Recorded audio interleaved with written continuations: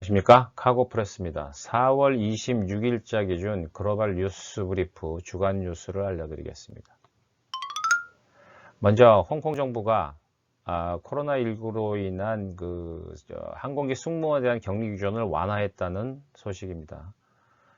홍콩 정부는 지지난주죠, 화물기 및 전용 여객기에 탑승하는 승무원들에 대해서 종전과 같이 국제선 운항 후 자가격리를 강제화했던 규정에서 예외를 받도록 조치했다고 합니다. 그동안 새로운 규정으로 인해서 피해를 봐왔던 캐세이 퍼시픽은 이번 뉴스를 대단히 환영한다고 밝혔습니다. 캐세이 퍼시픽은 공식 성명을 통해서 이번 조치에 환영을 표시하면서 동시에 자회사인 에어홍콩을 포함한 화물 공급이 정상 복귀될 것으로 기대되고 있다고 밝혔습니다. 특히 해당 격리 규정으로 미국계 인티그레이트들이 반발로 미국 정부가 CX에 대한 일종의 보복성 조치를 취했죠. 미국 시장으로의 화물기 운항을 제한을 했었는데요. 이 문제 역시 해소될 전망입니다. 가뜩이나 공급이 부족한 시장 입장에서는 잘된 일이라고 할 수 있습니다.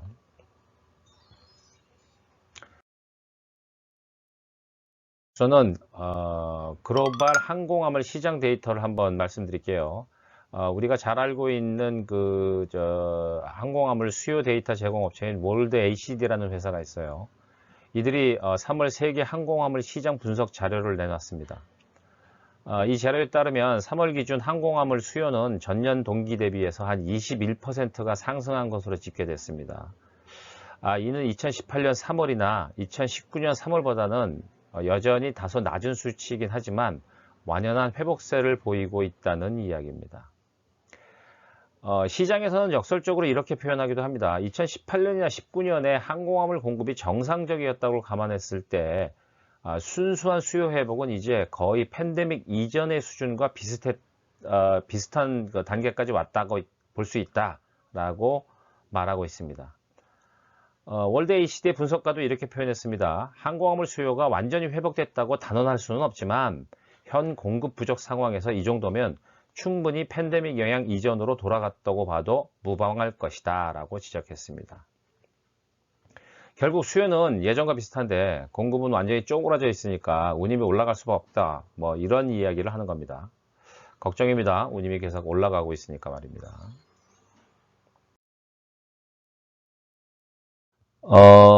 세 번째는 터키 항공 소식을 가지고 왔어요. 글로벌 항공화물 예약 플랫폼 중에 하나죠. 웹카고라고 있습니다.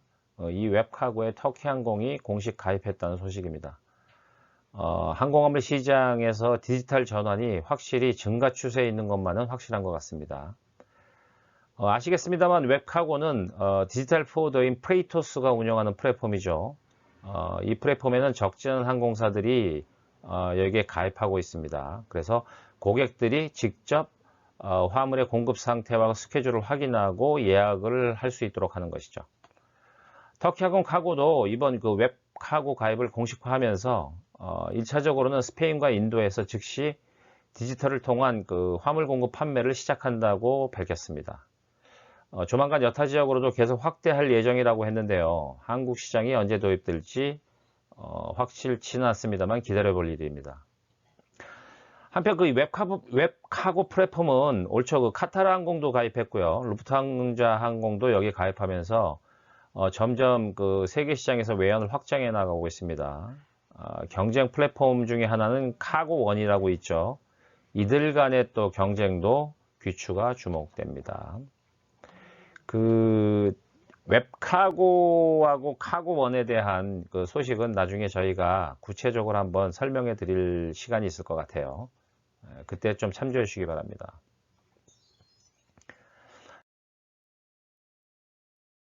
다음 소식은 트랜스포트 인텔리전스라는 글로벌 운송 시장 산업에 관한 분석 기관으로는 아주 대단한 권위가 있는 회사죠. 여기서 항공화물 시장 운임이 여전히 인상 여력이 있으며 이 같은 고운임 상황은 장기적으로도 계속 유지될 가능성이 높은 것으로 나타났다고 밝혔습니다. TI는 이 건에 대해서 백서를 발간했는데요. 코로나 코로나19 전염병의 영향으로 인해서 이제 항공화물 시장은 구조적인 변화를 피할 수 없다고 내다본 거죠. 그래서 시장 운임은 장기적으로 계속 상승할 것이라고 예측했습니다. 특히 보잉사가 최근 그 시장을 전망한 자료를 보여주면서요. 전 세계 항공기들은 앞으로 20년 동안 매년 3.2%의 증가세를 보이겠지만 화물 수요는 같은 기간 매년 4%씩 증가할 것으로 분석된다는 것이죠. 결국 공급 대비 수요는 계속 1%씩 더 늘어나기 때문에 시장 가격의 상승은 불가피하다는 지적도 내놓고 있습니다. 이 내용 중에 보면 화물 전용기 활용 빈도가 더더욱 늘어날 것으로 보고 있고 벨리 공급에 대한 동향 전반에 대해서도 디테일한 분석을 내놓고 있습니다. 상당히 경제학적이고 좀 복잡하긴 합니다만 시간 있으신 분은 한번 찾아보셔서 다운로드 받아보시면 유용할 듯 싶습니다. 단신입니다. 키파 한국국제물류협회가 인하대 국제물류대학원과 협약을 체결하기 위해서 사전 미팅을 가졌다는 소식입니다. 지난 21일이죠. 한국국제물류협회 원재철 회장은 협회 사무실에서 인하대 물류전문대학원 박민영 원장과 상호 인사 및 업무 협약을 위한 사전 미팅을 가졌습니다. 원재철 회장은 이 자리에서 물류정책 개선 참여 및 물류인의 자질 향상을 위한 교육 강화에도 힘을 써야 한다고 말을 하고요. 이를 위해서 인하대와 같은 물류전문대학원 등 학계의 도움이 중요하다고 역설했습니다. 아마도 조만간 업무 협약식을 가질 것으로 보이네요. 두 번째는 당초 지난 4월 15일부터 시행이 예정되어 있었죠. 파나마 운하 통행료 인상이 6월 1일로 연기됐다는 소식입니다. 최근 파나마 운하청은 이 같은 내용을 우리나라 한국해운협회로 전달하고요. 앞으로도 상호 협력을 약속했다고 보도자료가 나왔습니다. 파나마 운하청의 통행료 인상과 관련해서 한국해운협회는 지난 3월 23일이죠. 파나마 대사 또 파나마 운하청에 공식 서한을 발송하면서 사전 협의나 의견 수렴 없이 일방적으로 통행료 인상을 하는 것은 좀 문제가 있지 않냐라고 제고해 줄 것을 요청했으며 이에 따라 파나마 운하청도 이를 받아들인 것으로 해석할 수 있습니다. 잘 모르시는 분들도 계시겠습니다만 인도의 LCC죠. 저비용 항공사인 인디고 항공이라고 있어요. 이 항공사가 최근에 개조 화물기를 도입 운용한다고 공식 발표했답니다. 기존 여객기를 화물용으로만 사용했던 인디고 항공은 화물 비즈니스로의 본격 전환을 위해서 그냥 단순 여객기가 아니라 완전한 화물 전용기, 즉 풀 프레이터로 개조해서 세 대를 임대 도입하기로 했다고 합니다. 기종은 320 기종을 이제 개조한다고 하네요. 이를 완전 화물기로 개조하면 아시겠습니다만 한 컨테이너 한 24개를 넣을 수 있죠. 대략 27톤 정도의 화물 공급을 시장에 제공할 수 있습니다. 요즘 LCC들도 화물 사업을 해야만 생존할 수 있다는 것을 보여주는 사례라고 할 수 있습니다. 마지막 뉴스입니다. 중국발 유럽행 운임이 수에즈 운하 사고 여파로 최근 급상승을 보이고 있다고 합니다. 시장에서는 이미 예상했고 당연한 내용이죠. 그런데 생각보다는 빠르게 시장에 영향을 미치고 있네요. 프레이토스가 발표한 발틱 인덱스죠. FBX를 보면 지난주에 중국 북유럽 구간의 운임이 40피터당 한 7,300달러를 넘어섰어요.